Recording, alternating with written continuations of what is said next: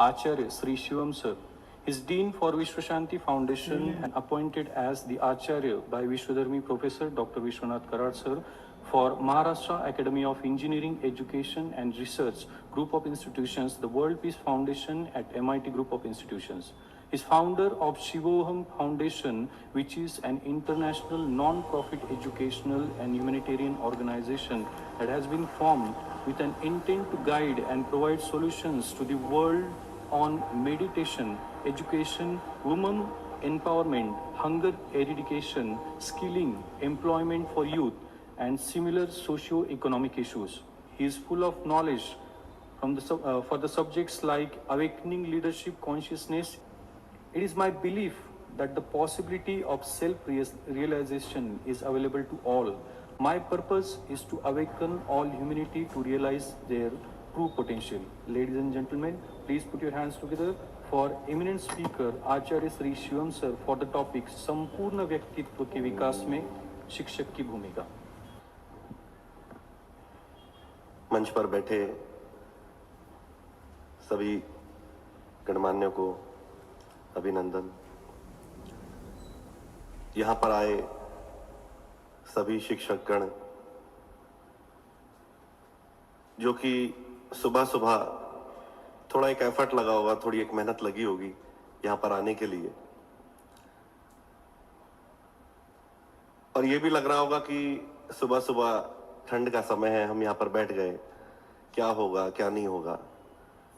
तो आपकी उत्तेजना को थोड़ा मैं शांत कर देता हूं और यहां पर जो भी होगा सब अच्छा ही होगा, इस भावना के साथ आज की चर्चा को मैं आरंभ करता हूं। एक छोटी सी कहानी से आज की चर्चा को मैं प्रारंभ करना चाहूंगा। ग्रीक में एक मूर्तिकार हुआ और उस मूर्तिकार ने एक बहुत सुंदर मूर्ति की रचना की। मूर्ति स्त्री की थी,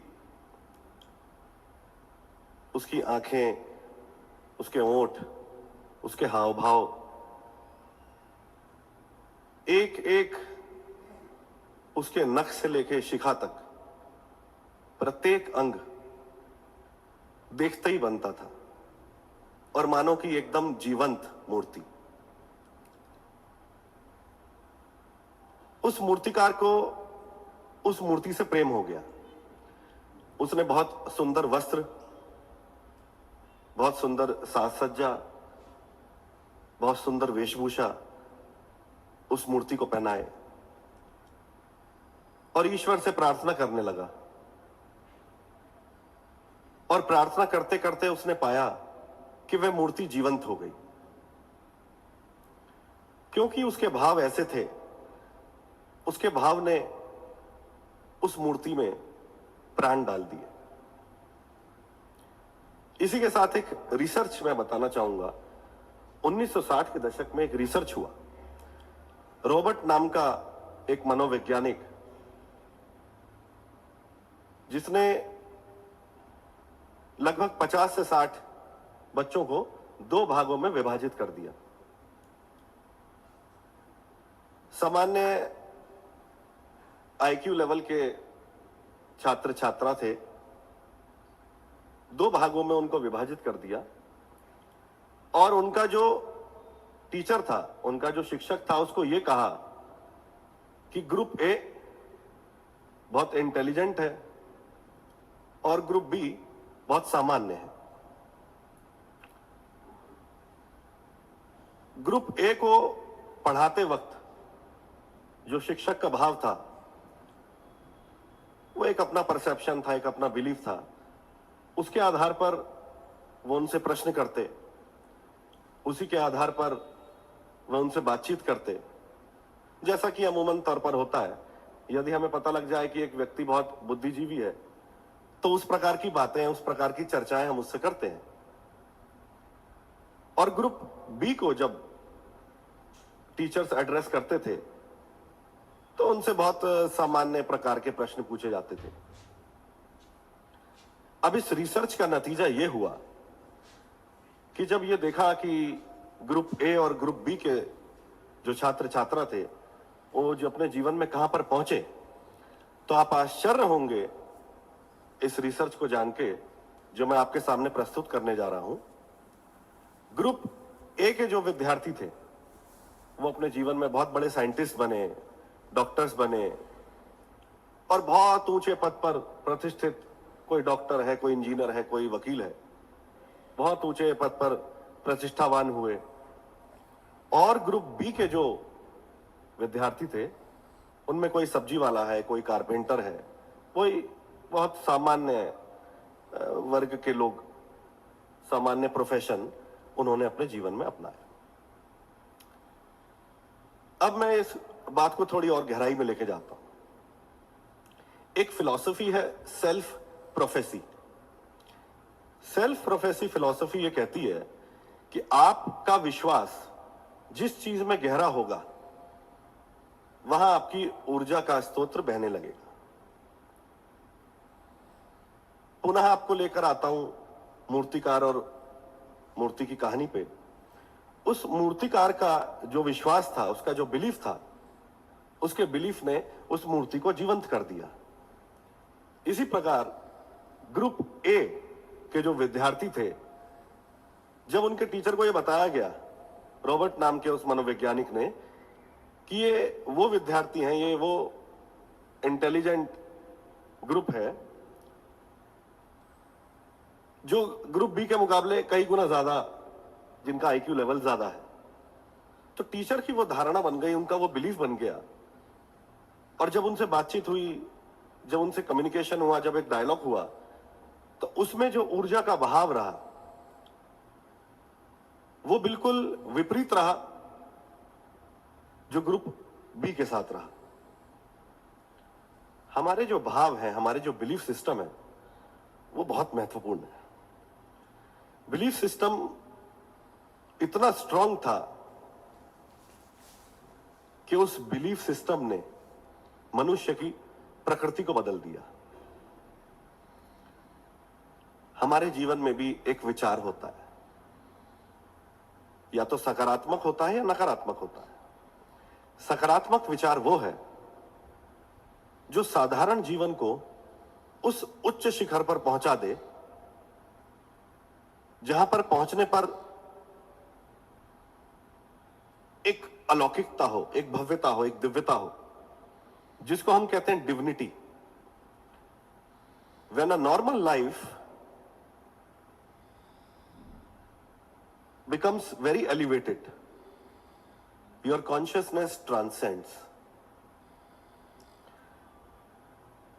हमारे समाज में जो एक शिक्षक की भूमिका है वो कैसी हो, शिक्षा के मूल्य कैसे हो, आज हम इस पर बात करने वाले हैं। एक दोहा शायद आप लोगों ने सुना हो, गुरु कुम्हार शिष्य कुंभ है, घड़ी घड़ी काढ़े खोट। कुम्हार को कभी अगर आपने ध्यान से देखा हो तो किस प्रकार वो मटके को गढ़ता है, जो अंदर से तो अपनी हथेली लगाकर सपोर्ट कर रहा है, उसको सहायता दे रहा है, लेकिन बाहर से चोट मार रहा है। शिक्षक कैसा हो, कहीं ऐसा तो नहीं कि बाहर से चोट मारने के बजाय वो चोट भीतर लग रही हो, कहीं ऐसा तो नहीं कि भीतर से वो जो एक सहायता देना का जो कार्य है शिक्षक का, कहीं उसमें कोई चूक हो रही हो। ये एक बहुत बड़ा प्रश्न है जिस पर हमें विचार करना चाहिए। भारत के इतिहास में आप लोगों को लेकर चलता हूं जहां गुरु शिष्य परंपरा की बात होती थी। कौन थे हमारे जो गोल्डन एज के गुरु थे, शिक्षक थे? चाहे वो ऋषि सांदीपनी हो, चाहे वो ऋषि यज्ञवल्क्य हो, चाहे वो चाणक्य हो, चाहे वो अष्टावक्र हो, कैसे शिक्षक रहे होंगे, कैसी उनकी प्रकृति होगी, कैसा उनका दर्शन होगा, इस पर विचार जरूर करना चाहिए। एक वो संदीपनी ऋषि जिनके शिष्य कौन हुए? कृष्ण।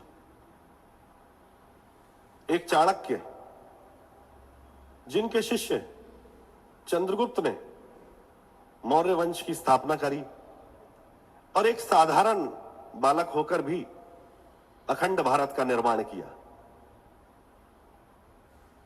गुरु वशिष्ठ जिनके शिष्य राम हुए। राम की पूजा सब करना चाहते हैं, पर उस वशिष्ठ की जो उनके गुरु हैं, जो उनके शिक्षक हैं, उनकी शिक्षा पर भी विचार करना बहुत ही महत्वपूर्ण है। शिक्षा पर हमारा जोर नहीं है, शिक्षा पर हमारा जोर कभी रहा ही नहीं, क्योंकि आदमी बहुत बेईमान है। जो थोथा थोथा है उसको हम अपना लेते हैं, लेकिन जो गहरा है उस पर हम विचार नहीं करना चाहते, क्योंकि उसमें एक मेहनत है, उसमें एक एफर्ट है। और मनुष्य का स्वभाव है, जो सरल चीजें हैं वो अपनाना चाहता है, और जिसमें थोड़ा एक प्रयत्न लगता है, जिसमें एक एफर्ट लगता है, उसको हम कहते हैं कि कल करेंगे। शिक्षक एक दर्पण होता है। मुझे गालिब का एक शेर भी याद आता है, जिसमें कहता है गालिब कि एक अपराध मैं हर बार करता रहा, धूल चेहरे पर थी आईना साफ करता रहा। वो धूल कहां पर है?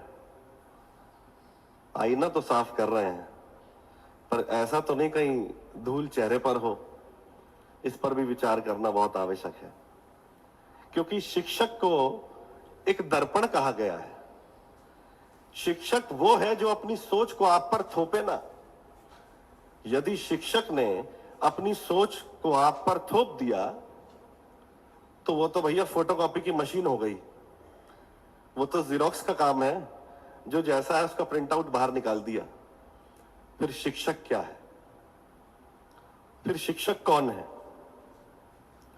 दूसरी बात, ज्ञान देना नहीं, ज्ञान के साथ साथ शिष्य को इतना मांझ देना कि ज्ञान स्वतः ही स्फुटित होने लगे। एक तो वो है कि रटा रटाया ज्ञान शिक्षक ने शिष्य को बता दिया और शिष्य ने रट लिया, पर वो काम तो तोता भी बहुत अच्छा कर लेता है। मुझे एक कहानी याद आती है। एक बहुत बड़े पंडित, एक बहुत बड़े विद्वान काशी में निवास करते थे, और एक व्यक्ति ने पूछा कि पंडित जी का पता हमें बता दीजिए। तो गांव में एक लड़की थी जो पानी भरने कुएं के पास गई थी।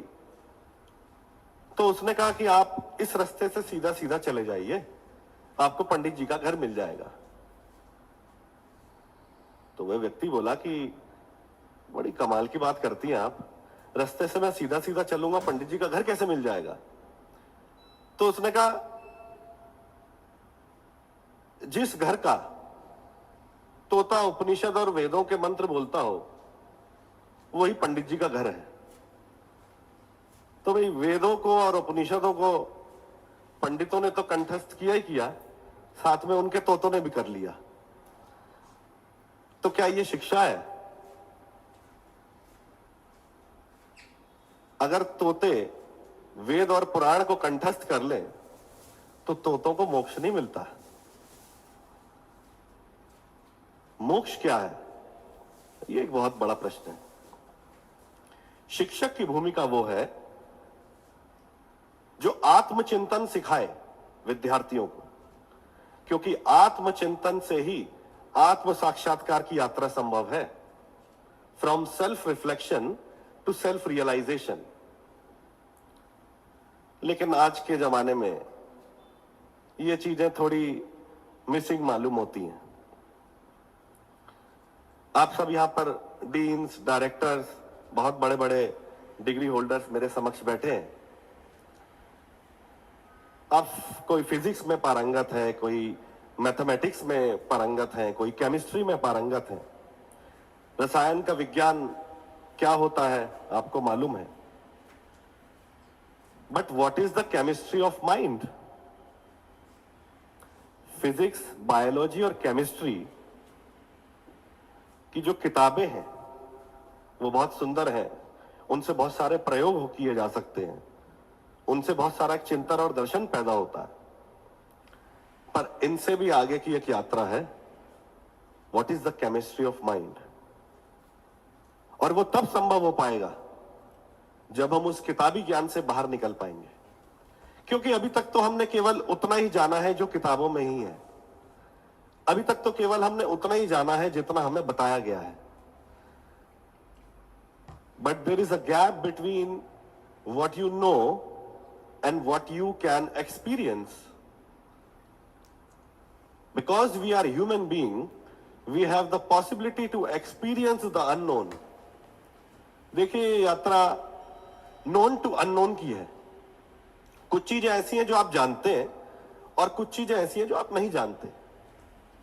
जो आप जानते हैं उनसे आप परिचित हैं, उनसे आप कंफर्टेबल हैं, लेकिन जिनको आप नहीं जानते उनका क्या, उनके बारे में भी विचार होना चाहिए। तो जो हमारा टीचर है वो एक स्पिरिचुअल साइंटिस्ट होना चाहिए। 100 बात की एक बात, जो चेतना को ऊर्ध्वगामी करे। A teacher is one who can accelerate and accentuate the consciousness of the children. ऊर्ध्वगामी चेतना से एक बात मुझे याद आती है। आज के जमाने में गूगल है, एआई है, चैट जीपीटी है, पर जब ये सब चीजें हमारे पास हैं तो भाई टीचर का क्या काम है, ये भी एक प्रश्न आता है। पर गूगल में, चैट जीपीटी में और एआई में और टीचर में एक बहुत बड़ा फासला है। ये एआई सब कुछ कर सकता है, ध्यान रखना आप मेरी बात, एआई सब कुछ कर सकता है सिवाय एक बात के। उस बात पर 1 मिनट मैं आपको कुछ बता देता हूं। कंप्यूटर के पास एक सुविधा है, कंप्यूटर अपनी स्मृतियों को ही उजागर करता है। जो भी उसकी मेमोरी है, जो उसमें फीड हुआ है, उन्हीं स्मृतियों को कंप्यूटर उजागर करता है। लेकिन जो एक शिक्षक है, शिक्षक के संदर्भ में ऐसी बात नहीं है। शिक्षक वो है जो थिंकर है, जो विचारशील है, विचारवान है, जो आउट ऑफ द बॉक्स की बात करता है, जो कहीं पर सीमित नहीं होता, जो अनलिमिटेड स्पेस के साथ ऑपरेट करता है। इसलिए कभी भी टेक्नोलॉजी, चैट जीपीटी, एआई या अन्य उपकरण और साधन कभी भी टीचर को रिप्लेस नहीं कर पाएंगे, कभी भी नहीं। क्योंकि कंप्यूटर के पास इमोशंस नहीं है, भाव नहीं है, वो भावनाहीन है। और टीचर जो है वो भावनात्मक है, उसके पास भाव है, एक समझ है, एक इंटेलिजेंस है। और उस इंटेलिजेंस के साथ ही प्रगति हो सकती है शिक्षा में। और दुनिया बहुत बड़ी है, इसका रूप बहुत बड़ा है, और शिक्षक चेतना के स्थल पर विचार कर सकता है। देखिए, जो चेतना है वो एक से अनेक होना जानती है और अनेक से एक होना जानती है। जो उपनिषदों में ये विचार करा गया है कि एक से अनेक होना और अनेक से एक होना, ये चेतना का स्वभाव है। इस स्वभाव को शिक्षक का धर्म है कि स्वयं को समझना और फिर उस समझ के साथ विद्यार्थियों में इस बात का भाव पैदा हो, इस बात का चिंतन पैदा हो, इस बात पर जोर देना। तो आज मैं चाहूंगा कि हम एक प्रण लें कि हम कुछ ऐसा करें जो संपूर्ण शिक्षा में एक क्रांति आए। हम कुछ ऐसा करें, एक ऐसा संकल्प लें जिस संकल्प के साथ हम सिद्धि की ओर यात्रा करें। जो हमें बताया गया है उससे भी आगे की यात्रा को हम जान पाए। और एक बात के साथ मैं अपनी बात को विराम देता हूं। कि teaching is not just a mayor profession. यदि हम ये सोच रहे हैं कि टीचिंग एक जस्ट प्रोफेशन है तो हम गलत सोच रहे हैं। Teaching is not at all just a profession but putting your heart into something. शिक्षा केवल वो नहीं है जिसको आप कहें कि 9 to 5 की एक जॉब है भाई, नहीं। आप अपना हृदय विद्यार्थियों के समक्ष रखें। You have to be passionate about something. कुछ करने का जज्बा होना चाहिए हमारे अंदर। और टीचर केवल एक वो व्यक्ति नहीं है कि जो 9 से 5 की नौकरी कर रहा है। वो तो एक बहुत बड़ा साधक हो, वो तो एक बहुत बड़ा सन्यासी हो, वो तो एक बहुत बड़ा गुरु हो, क्योंकि शिक्षक का दायित्व बहुत बड़ा है। अपनी वाणी को मैं यहीं पर विराम देता हूं। इतने प्रेम और शांति से आप सबने मुझे सुना। मैं आप सभी को प्रणाम करता हूं। मेरा प्रणाम स्वीकार करें।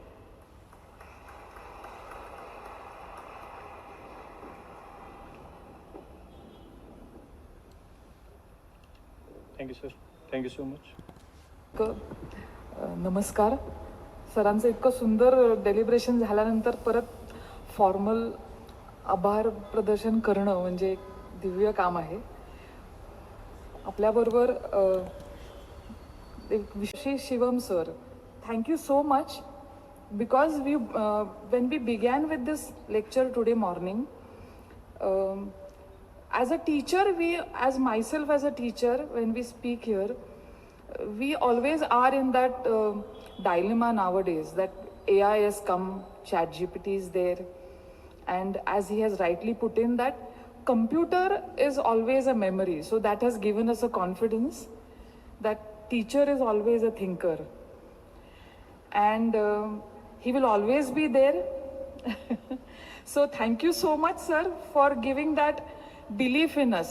ही सेड की ते एक मनोभाव असतो आपल्या मनातला, तो त्यांनी अगदी उलगडला की खरंच तुम्ही बिलीव्ह करा की टीचर हा किंवा एक गुरु हा कायमस्वरूपी त्याच्या त्या स्टुडंट बरोबर असणार आहे. Thank you so much sir. It has really boosted our confidence again, because in today's era, after serving as a teacher for so many years, once in a while we feel that we are being lost somewhere. And thank you so much for giving us this insight that a normal life, when we are getting elevated, the consciousness transcends. Thank you so much for putting that in our system. And again, one more special thank you for giving that highlight on the story where you mentioned ki that particular potter needs to control both his hands. One hand from the inside has to support as an inner space, and the outer hand has to once in a while be a little bit more hammering so that the student is always in the right path. Thank you so much. Then we had Ravindra Nandan Saraswati Maharaj. Thank you for his insights. Thank you so much, sir, because both of the speakers, they were always stressing upon the energy within. And Vishwanath Karad sir has always been telling us that energy is what we are always going ahead with, that which cannot be destroyed. So thank you, sir, for telling us this particular aspect ki Atma Kalyan will transcend your energies on a different level, and that cannot be taken up by a master. We only need a guru for this. Thank you so much, sir. Thank you.